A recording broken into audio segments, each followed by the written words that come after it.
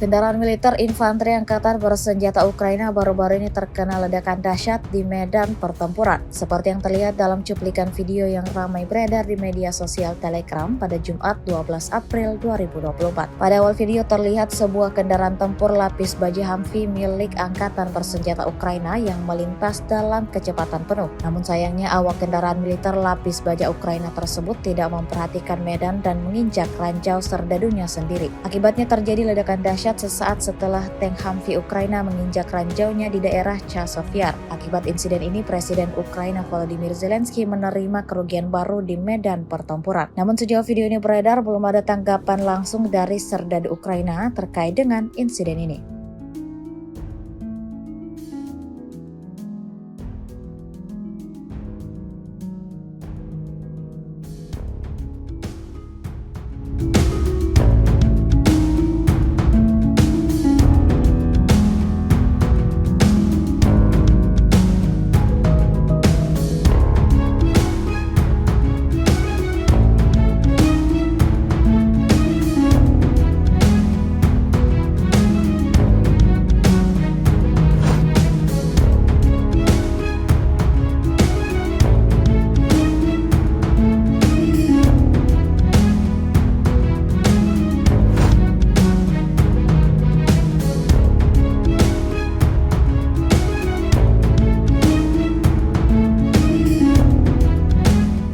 Download Tribun X sekarang, menghadirkan lokal menjadi Indonesia.